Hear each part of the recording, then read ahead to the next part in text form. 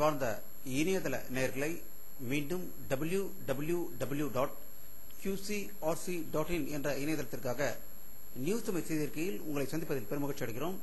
இன்று 10 செப்டம்பர் 2009க்கான முக்கிய செய்திகளை தற்போது பார்க்கலாம்.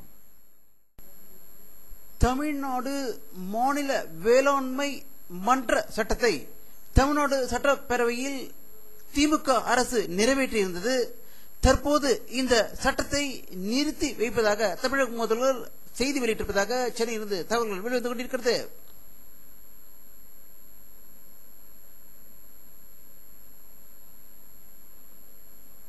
காங்கிரஸ் பொதுச் செயலாளர் ராகுல் காந்தி அவர்கள் காங்கிரஸை வலுப்படுத்த தமிழகத்தில் சூறாவளி சுற்றுப்பயணம் மேற்கொண்ட நிலையில் இன்று செய்தியாளர்களை சந்தித்த போது இந்தியாவில் நதிகளை இணைக்க முடியாது என்றும் இயற்கைக்கு மாறாக நதிகளை இணைத்தால் பூமியில் பல பிரச்சனைகள் ஏற்படும் என்று கூறியிருப்பதாக சென்னையிலிருந்து தகவல்கள் வெளிவந்து கொண்டிருக்கிறது.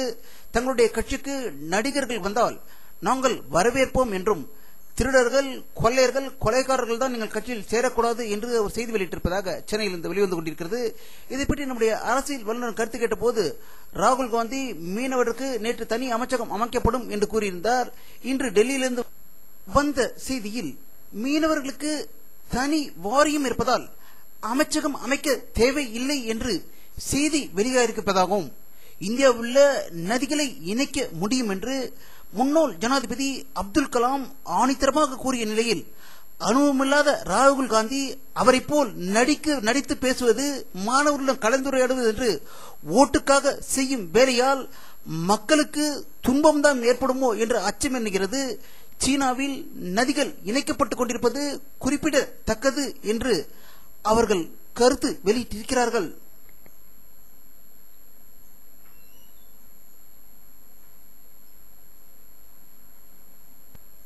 தமிழ் ஈழ நாட்டில் 30,000க்கும் மேற்பட்ட அப்பாவி தமிழர்களை கொன்று குவித்த ராஜபக்சேவுக்கு முழு ஒத்துழைப்புடன் ராணுவ தளவாடங்களை வழங்கிய காங்கிரஸ் அரசு, அதன் தலைவர் சோனியா காந்தி, அவருடைய மகன் பொதுச் செயலாளர் ராகுல் காந்தி ஆகியோர் தான் முக்கிய காரணம் என்று கூறியும், ராகுல் காந்தி தமிழக மண்ணில் சுற்றுப்பயணம் மேற்கொள்ளக்கூடாது என்று வலியுறுத்தியும் கோவை சட்டக்கல்லூரி மாணவர்கள் இன்று ஆர்ப்பாட்டத்தில் ஈடுபட்டதாகவும், அதேபோல் ஈரோடு, சேலம் மாவட்டத்தை சேர்ந்தவர்களும் இந்த போராட்டத்தை நடத்தியதாக தகவல்கள் வெளியிட்டுக் கொண்டிருக்கிறது.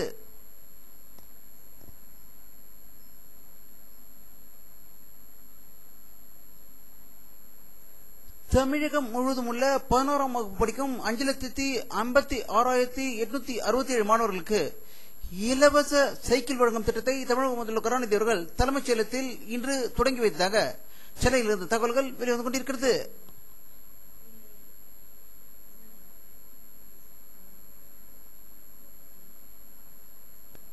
ஜெட் ஏர்வேஸ் விமானத்தின் வேலைநிறுத்த போராட்டம் 3வது நாளாக இன்றும் தொடர்ந்த நிலையில் தனியார் மற்றும் அரசு விமான போக்குவரத்தின் கட்டணங்கள் 3 மடங்காக உயர்ந்துள்ளது என்றும், டெல்லிக்கு செல்வதற்கு 3,500 என்ற ஸ்பைஸ் ஜெட்டின் ரேட் இப்பொழுது 17,000 ரூபாயாக உயர்த்திவிட்டதாகவும், அதேபோல் ஏர் இந்தியாவும் 18,000 ரூபாய் உயர்த்தி பயணிகளிடம் கிடைத்தவரை லாபம் என்று கொள்ளையடிக்க தொடங்கிவிட்டதாக தகவல்கள் வெளிவந்து கொண்டிருக்கிறது.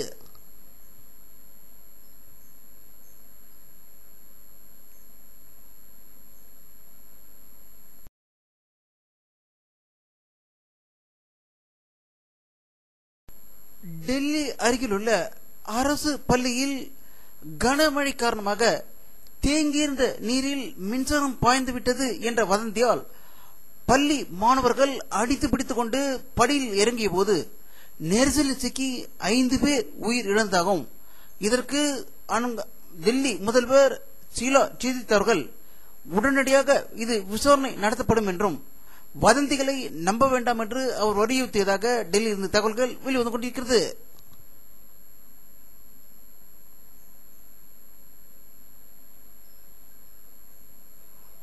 ஆந்திர முன்னாள் முதல்வர் டாக்டர் ராஜசேகர் ரெட்டி அவர்கள் ஹெலிகாப்டர் விபத்தில் அகால மரணமடைந்ததற்கு சிபிஐ சிறப்பு படை அமைத்து அதற்கான விசாரணையை ஆரம்பிக்க இருப்பதாக டெல்லியிலிருந்து தகவல்கள் வெளிவந்து கொண்டிருக்கிறது. அவர் உடல் காட்டில் 24 மணி நேரம் கிடந்ததை தற்போது படங்கள் வெளிவந்திருப்பதை இந்த படத்தில் காணலாம்.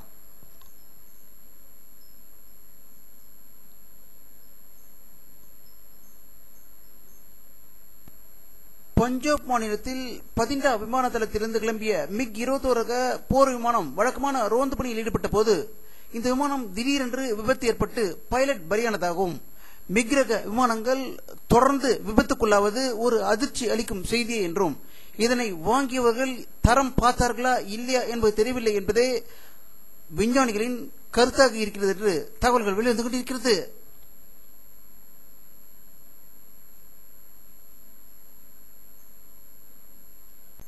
வட ஈராக் நாட்டில் நடந்த ட்ரக் வெடிகுண்டு விபத்தில் 20 பேர் பலியானதாகவும் ட்ரக்கில் ஏராளமான வெடிகுண்டுகளை வைத்து வெடிக்க செய்ததில் அப்பாவி கிராம மக்கள் 20 பேர் உயிரிழந்ததாக ஒரு அதிர்ச்சி தகவல் ஈராக்கிலிருந்து வெளிவந்து கொண்டிருக்கிறது.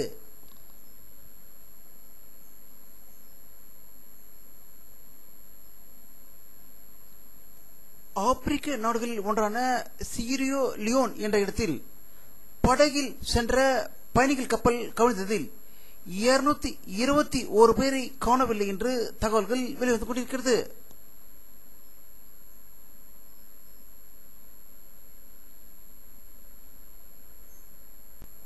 துருக்கி நாட்டில் கனமழை காரணமாக 12 பேர் உயிரிழந்ததாகவும் தெருக்களில் மழைநீர் வெள்ளம் போல் செல்வதால் சாலை போக்குவரத்து பாதிக்கப்பட்டிருப்பதாக துருக்கியிலிருந்து தகவல்கள் வெளிவந்து கொண்டிருக்கிறது.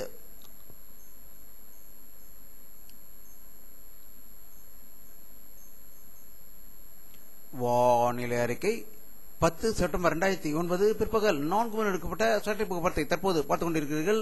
தமிழகத்தில் மேகமூட்டம் ஒன்றும் தென்படவில்லை. வெயிலின் தாக்கம் இன்றும் அதிகமாக இருந்ததாகவே தமிழகத்தில் உள்ள அனைத்து பகுதியிலிருந்தும் செய்திகள் வெளிவந்து கொண்டிருக்கிறது.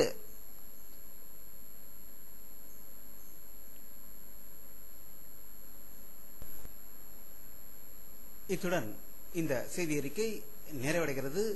மீண்டும் நியூ தமிழ் செய்தி அறிக்கையில் உங்களை சந்திக்கும் வரை உங்களிடமிருந்து விடைபெறுவது உங்கள் கே பாலாஜி.